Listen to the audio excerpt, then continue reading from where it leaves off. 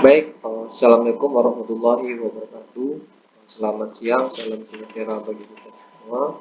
Perkenalkan, nama saya Reda Maulana Yusra, NIM 19042029. Nah, di sini saya akan mempresentasikan tugas pengembangan organisasi, di mana saya berasal dari jurusan Ilmu Administrasi Negara, Fakultas Ilmu Sosial, Universitas Negeri Padang. Nah, baik, langsung saja kita masuk dalam pembahasan kita pada saat sekarang ini, yaitu tema kita pada kesempatan kali ini dalam video presentasi ini yaitu interferensi yang berfokus terhadap sumber daya manusia. Nah, sebelum jauh melangkah, apa sih mekanisme yang terjadi dalam permasalahan yang terjadi dalam interferensi yang berfokus terhadap sumber daya manusia? Gimana sih kita memerlukan interferensi yang untuk sumber daya manusia dalam pengembangan organisasi? Nah, kita harus mengetahui interferensi secara umum. Nah, di sini saya mengambil suatu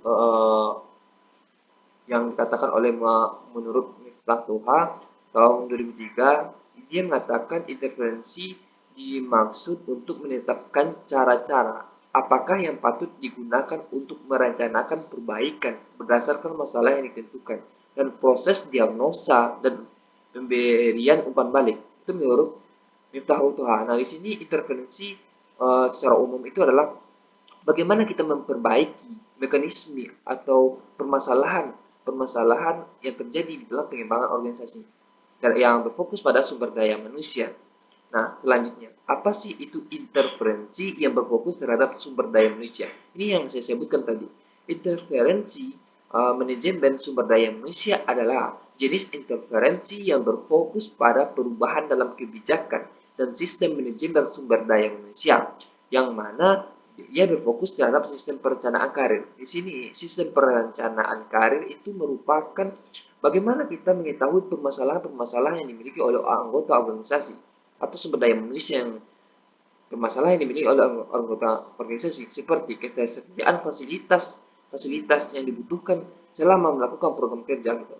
Sehingga karir yang dimiliki oleh para karyawan itu memiliki kualitas, serta perencanaan karir ini kita juga bisa membentuk suatu pelatihan supaya sumber daya manusia itu meningkat secara baik. Yang kedua adalah sistem kompensasi. Di sini, dalam meningkatkan sumber daya manusia, kita memerlukan yang namanya sistem kompensasi, di mana ketika karyawan kita bekerja, itu kita beri upah atau gaji, sehingga karyawan-karyawan dalam bekerja itu bersemangat dalam menyelesaikan tugasnya. Yang ketiga adalah sistem penghargaan, di mana sistem penghargaan ini bertolak pada jika untuk dalam pengembangan organisasi supaya terjadi motivasi dalam bekerja, maka dalam meningkatkan sumber daya manusia, seorang pemimpin harus memberikan suatu penghargaan bagi karyawan-karyawan yang memiliki kinerja yang baik, sehingga para karyawan-karyawan yang lain itu memiliki motivasi juga yang tinggi dalam meningkatkan kualitas kerjanya, sehingga dalam pengembangan organisasi itu terjadi suatu perubahan yang sangat baik.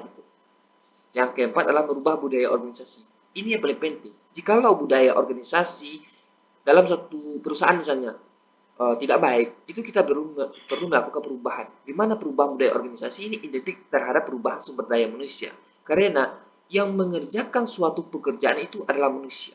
Jadi, interferensi kita memperbaiki sistem yang ada, di mana menggerakkan manusia untuk bekerja, sehingga manusia yang dihasilkan adalah manusia-manusia yang berkualitas.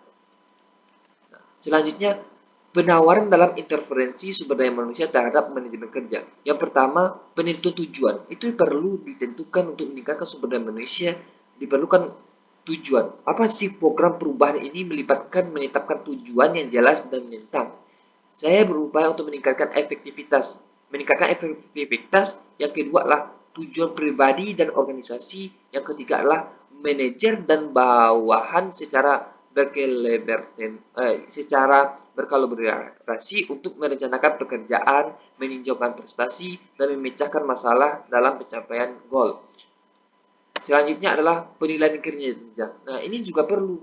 Dalam pengembangan intervensi sumber daya manusia itu perlu suatu mekanisme penilaian kerja terhadap karyawan kepada atasan-atasan terhadap karyawan. Nah, di sini penilaian kerja itu bisa dilakukan yang namanya check in check, yang mana saling mengecek satu pekerjaan dengan pekerjaan lain. Nah, intervensi ini adalah proses sistematis bersama-sama menilai prestasi kerja. Terikat kekuatan kelemahan ini adalah utama intervensi manajemen sumber daya manusia untuk memberikan umpan balik kinerja untuk individu. Kelompok kerja penilaian kinerja merupakan penting hubungan antara penetapan tujuan dan sistem penghargaan. Yang ketiga dalam interferensi yang berkritikan sumber daya manusia itu memberikan sistem reward yang saya katakan tadi. Intervensi ini melibatkan desain organisasi, imbalan untuk meningkatkan kepuasan karyawan dan kinerja. Ini termasuk inovasi pendekatan untuk membayar promosi dan tunjangan.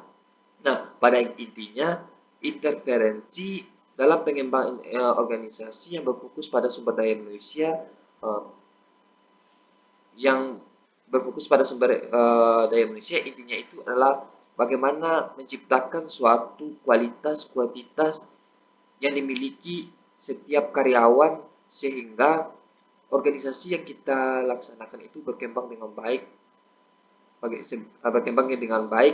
dan mengalami peningkatan pada tiap tahunnya.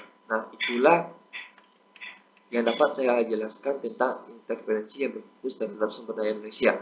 Semoga presentasi ini bermanfaat bagi kita semua, terutama bagi saya menyampaikan.